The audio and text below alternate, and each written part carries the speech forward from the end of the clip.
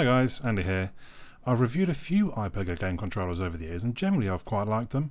I'm not a massive gamer as a lot of you know, but I do like to have a controller available because if I do want to play a game, a lot of the time it's better on a controller.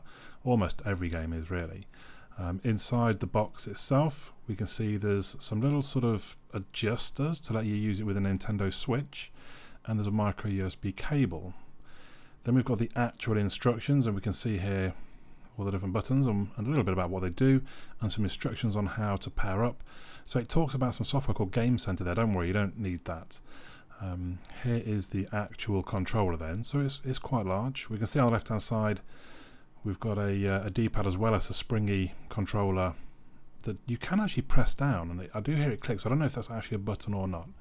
On the other side we've got the X, Y, A and B, as well as another controller, a start button. There's 4 LEDs and there's 2 shoulder buttons, well, a shoulder and a trigger on each side. Now the locking mechanism is kind of spring loaded, but on the right hand side is spring loaded. On the left hand side you put it into place and you clip it to lock it, leaving just the springy element. So you unclip and get it to roughly about, lock it in place, and then you get it locked in place, and then hopefully the springy bit is enough to then hold your phone. That fits just fine.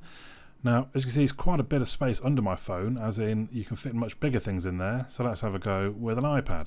So I'm going to lock it in place now. It looks to be about right, and the last little bit for springy. And actually, that's a really good fit for an iPad. So if you're looking for an iPad controller, this could be the ideal one because you can't use it on the ones that sit above the controller.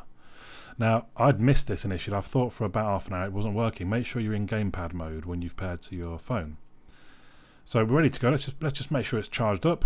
When you plug it in, you'll see some flashing lights, and then just the one will blink away, and that should go out once it's fully charged. To pair it up, you hold down the X and the home button. You see the lights start blinking. We should then see on our phone, hopefully, it will list iPega. This is when you'll know if you've perhaps got it in the wrong. In fact, this was when it was in the wrong mode. So it says Pro Controller. It should say iPega or something along those lines if you've got it selected to the correct mode on the side that I just showed you. I didn't realise I was trying to play for, like I said, about half an hour and getting quite annoyed that nothing seemed to be working. So here it is. It is working. It's a good point to let you know that actually you don't always want to use the sort of spring-mounted controller at the top.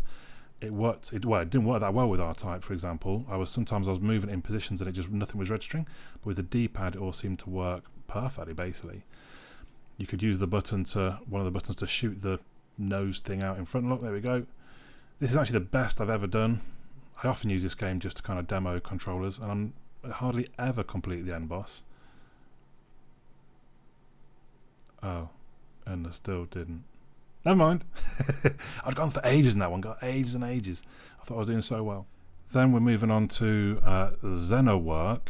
That's W-E-R-K at the end, Xenowork with an X at the beginning, because everyone always asks what this game is, because it does look very pretty, and it generally looks quite fun. If I was a mobile gamer, I think I probably would spend a lot of time playing this game, but I'm not, so I don't. Anyway, I use it to demo gamepads, just because you're using both of the directional pads. Well, not directional pads, that's the D-pad, but both of the sticks, whatever they're called. So the left-hand one is my movement, forwards, backwards, up and down, all that sort of thing. And my right-hand one is which way I'm facing. So you'll see quite often I'm shooting and I'm walking backwards away from them. And, you can't do that in a lot of games. And it's kind of fun to do. It's a little bit sort of pat your belly and rub your head type thing, where it can be quite hard to do. But it does work very well, and the right trigger is what I'm using to fire. I don't know if you noticed that or not. So those are quite simple games. We're going to move on to something a bit more competitive. It's PUBG. So I played quite a lot of PUBG on the PC, kind of, I don't know, 120 to 200. Was it 200? I think it was over 200 hours actually. I'd only really tried once on the phone, and that was when I had a keyboard and things plugged into my phone. So I thought this would be quite fun.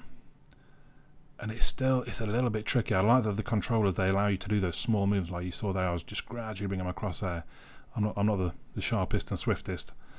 And this was technically the first game I've played, so I think I'm playing against bots. I'm not sure. They're not all that bright, most of the people that I shot. It could just be that they're not very good. Like I'm just standing out in the open. Not the cleverest of things to do. In fact, I think I'll shoot him. Don't know how he survived shot to the head, but anyway, we'll finish him off. There he goes. And it did. I was actually quite enjoying myself. I mean, again, even though if they're just bots, not being a phone gamer, the gamepad, it does make such a big difference. And I am half tempted to keep playing PUBG a little bit to see what happens when I'm up against proper people. Again, I assume these aren't proper people. I don't know. So likewise, we're using both of the aiming controllers here. The left one, like with Xenowork, the left one is the movement and the right one is the aim. I've now got my Groza out of the supply drop. We're down to the last 3 people, me and 2 others. The circle's going very small. I'm in a good position. I'm just trying to keep myself covered and aware and alert. So there he is. He's hit me. I've not seen him just yet. There he is. And it's all over. And he's got a chicken dinner. But as I say, probably against bots. So I won't get too excited. Then I thought, well, I mean, I've hardly ever played Fortnite. I played it just to be able to give somebody the skin. Well, I say give. I sold it to them. The skin from my Note 9. And I thought, well, let's have a go with a gamepad. See if I can own on Fortnite like I do on PUBG. Spoiler alert, I can't. So yeah, I don't really particularly know what I'm doing here. I found there's some guy in a barn.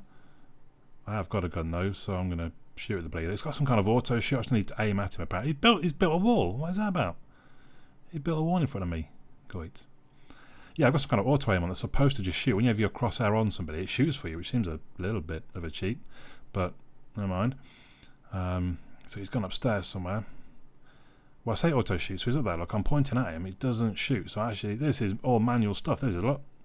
There I killed him. Meanwhile, I'm being shot in the backside. I didn't twig straight away. Oh, he's behind me. Let's go back in the... Too late.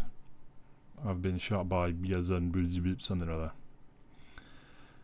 This one, I don't know why we're watching this really. I'm just watching how bad I am at Fortnite, I suppose. So this one, I've literally just landed. I've got my old axe thing, pickaxe, whatever it is, and then this guy who looks like he's dressed up as Death has just got his pink pickaxe type thing.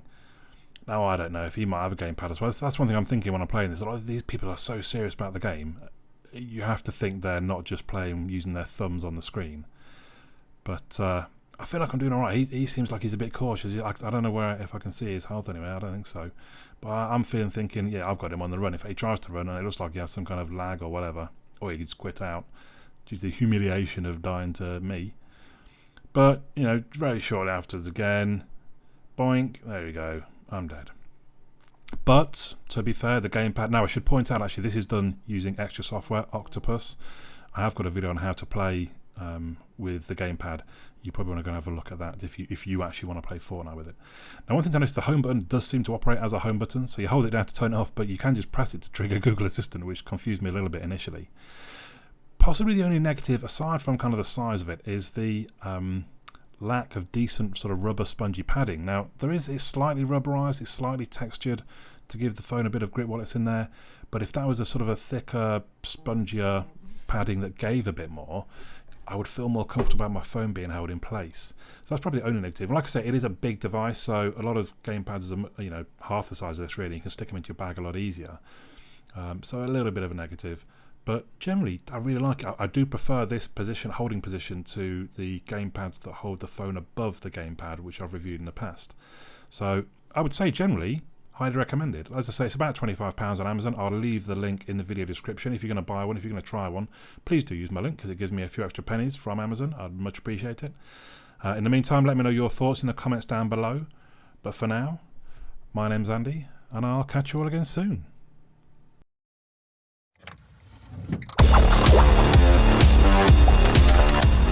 Well done, and thank you for making it to the end of the video. Hopefully you enjoyed it. If you did, you might want to click the little fellow that should hopefully appear about here to subscribe.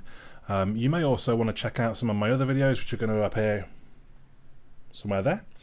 Also, come and have a look at my website, androidandy.uk. There is also a forum. Come and say hello on the forum. If you've got any questions about things or request me to review things or anything else, just come and have a chat on the forum.